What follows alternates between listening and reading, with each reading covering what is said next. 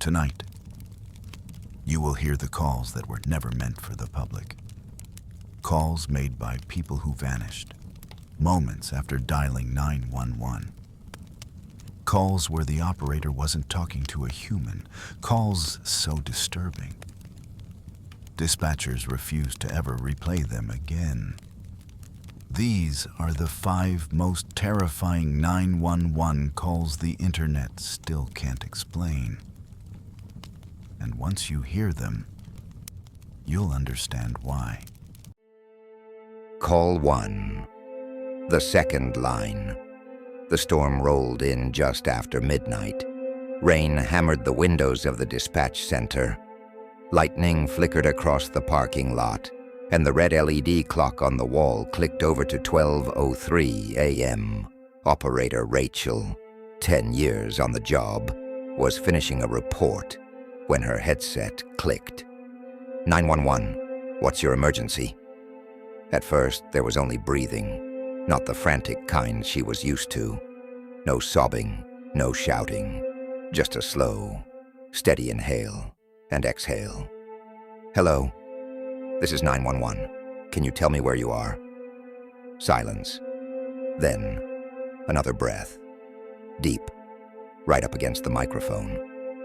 Rachel glanced at her screen. The call was coming from a landline, one that didn't display an address. The ID field was empty, just a line of zeros. A glitch, she thought. She tried again. If you can't speak, tap the phone once for yes, twice for no. Are you in danger? There was a pause, and then, very softly, a sound. Tap, tap, tap. 3 knocks on the other end of the line. Rachel frowned. Her finger hovered over the button to bring in a supervisor. 3 taps. I need you to try again. Are you injured? Tap once for yes, twice for no. Nothing. Only the faint hiss of the connection. She kept the caller on the line, filling out her report, logging the time, 12:04 a.m. That's when the second line lit up. The board in front of her flashed, line 7 ringing, and line 3, already active with the silent caller. She signaled to the operator next to her. Can you grab line 7? I'm stuck on a weird one. Her colleague, Mark, picked up. 911, what's your emergency? Rachel couldn't hear the answer, but she saw Mark's posture change. He sat up straighter, eyes narrowing at his screen. He raised a hand and pointed at her monitor. Her caller's line ID, the row of zeros, had suddenly filled with numbers. Rachel watched as the digits scrolled in real time, like a typewriter being fed from somewhere else. 1, 2, 3, 4, 7, 9, 2, 0, 1, 3. An address, an actual house, only a few miles away. Mark's voice grew urgent. Ma'am, I need you to stay calm. We're sending units now. He muted his headset and whispered to Rachel. She says there's a man in her house. She locked herself in the bedroom. She dialed from a landline in the hallway, and it connected by itself. Rachel stared at him. My line's coming from the same address. They pulled up the property in the system. 1 house, 1 landline, 2 active calls. Patrol units were dispatched, sirens cutting through the storm. Rachel tried one more time with her silent caller. If you can hear me, officers are on their way. Stay where you are. Don't hang up. The breathing had stopped. The line was completely silent now. No hiss, no background noise, nothing. The units arrived. Mark stayed on with the woman, guiding her as they cleared the house. Front door, hallway, bedroom. They found her sitting on the floor, phone clutched in both hands, shaking. She swore she had dialed once, just once. The phone rang, and someone answered. She whispered that there was a man on the other side of the bedroom door, moving around the hallway, But here was the detail that still bothers Rachel. The bedroom phone, the one the woman was holding, was the only working phone line in the house. The hallway landline, the one Rachel's second caller supposedly used, had been ripped from the wall months ago, the wires hanging loose, disconnected, dead. The call logs clearly show two separate connections, two active lines with identical timestamps from the same address, one to Mark and the other to Rachel, who or what was breathing on the second line, while the woman hid alone behind a locked door. Call 2. The man on the recording. Some calls don't come in live. They arrive as playbacks, anonymous recordings left at 3 a.m. when no one is around to answer. In 2014, a small county dispatch center in the Midwest found one of these messages in their system. Operator Jen was doing her usual morning audit.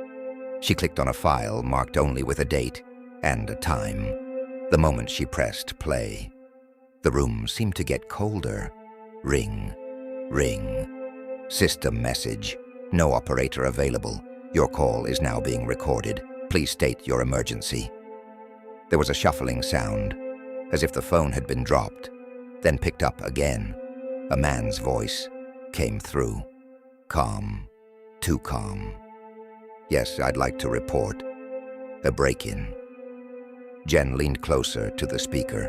They're in the house already. I'm in the closet. They don't know I'm here. His breathing was steady, almost rehearsed. I think there are 3 of them. No, 4. They came in through the back door. 1742 Meadow Lane. Jen froze. Meadow Lane didn't exist in their jurisdiction, but the area code on the file was local. The man continued. They have knives. One of them has something else. They keep saying it's almost midnight. They keep asking where the boy is. There was a scraping sound, wood against wood, like a closet door moving slowly. Then, footsteps, muffled but coming closer. The man whispered, "Please, send someone. I don't think I have much time left." A heavy thud. Something fell. The phone maybe, followed by distant voices. Jen replayed that section over and over. The voices in the background were distorted, but one phrase always punched through. "He's still on the line." Then, the recording cut to static. Later that morning, they tried to trace it. No luck. The number was listed as unassigned, not to a burner, not to a canceled line, just unallocated. 2 days later, Jen was at home, scrolling news stories on her phone, when a headline caught her eye. Unsolved home invasion, entire family missing, 1,700 miles away. The address, 1742 Meadow Lane, a different state, different police, different 911 system. Their dispatch never received that call, but somehow, a recording of it ended up in their inbox. To this day, no one can explain how a man from another state, hiding in his closet, left a message on a server he could not possibly reach. Call 3. The child in the field. It was a quiet Sunday afternoon, the kind that makes operators a little superstitious, because calm never lasts. At 3:17 p.m., the stillness broke. 911, what's your emergency? The voice was small, barely above a whisper. Hi, I'm lost. The operator, Daniel, softened his tone. Okay, sweetheart, what's your name? Lily. All right, Lily, how old are you? 7. He began the usual checklist. Where are your parents? What can you see around you? Lily's answers were strange. I was in the car, and then I wasn't. Now I'm in the field. Daniel frowned. In a field. Do you see any roads? Houses? Lights? Just grass, and the sky, and the man. A cold shiver ran down his spine. There's a man with you. He's standing over there, by the scarecrow. But he doesn't move. Daniel shot a look at his supervisor and flagged the call. They began a ping trace on the phone. Lily, listen carefully. I'm going to stay on the line with you. Can you tell me what the man is wearing? There was a long pause. He has a suit, and his face is wrong. The trace came back. The call was bouncing off a single rural tower connected to a long stretch of farmland. No houses, no public buildings, just crops. Units were dispatched to the nearest access road. On the line, Lily continued. The sky is getting darker. I don't like it. It's okay, Daniel said. We're coming to find you. Can you walk toward the man? Maybe there's a road behind him. No. Her voice sharpened. He doesn't like it when I move. How do you know that? Because he's closer now. The line crackled, as if a storm had rolled in. But the weather was clear. In the background, Daniel heard something, like dry stalks brushing together, whispering, Lily, I need you to turn around. Look for anything you can use as a landmark. A tree, a fence. Static surged, swallowing her reply. Then, one last sentence came through, shaky, like she was crying and trying not to show it. He says, the call is over now. The line went dead. The units reached the field 20 minutes later. They found the tower. They found the crops. They found an old, rotting scarecrow at the center of the land. But no Lily, no footprints, and no man in a suit. The phone she called from, however, was eventually traced. It belonged to a woman who had reported her daughter missing 7 years earlier. Her daughter's name was Lily. Call 4, the night shift recording. Some dispatch centers periodically record their own operators for training purposes. This call was never meant to include one around 2 a.m. On a Tuesday. The center's system flagged a phantom call. No incoming number, no outgoing line, just a file that appeared on the server, time-stamped, but with no caller ID. When they played it back, they heard themselves. Click, background hum of computers, distant printers. A cough. A familiar voice came through. Operator Luis, working the graveyard shift.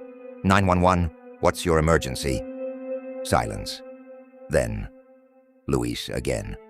Hello? This is 911. Are you able to speak?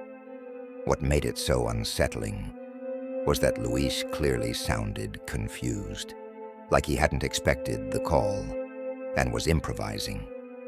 In the background, they heard their own dispatch room noises, chairs rolling, keyboards clacking, and something else, a faint, distorted echo. Luis tried again. If you're there, I need you to say something, anything. A voice finally answered, not from the other end of the line, from somewhere in the room. We hear you. It sounded like all of them speaking at once, layered over each other. Dozens of voices, male and female, all saying the same phrase in perfect unison. We hear you. The audio files spiked, the waveforms jumping like a heart monitor gone wild. Luis's chair scraped back. Who said that? Silence again. You can hear him standing up, headset cord pulling tight.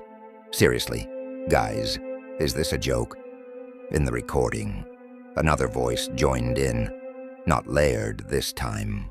One clear, quiet voice, right in his ear. You're the one who called.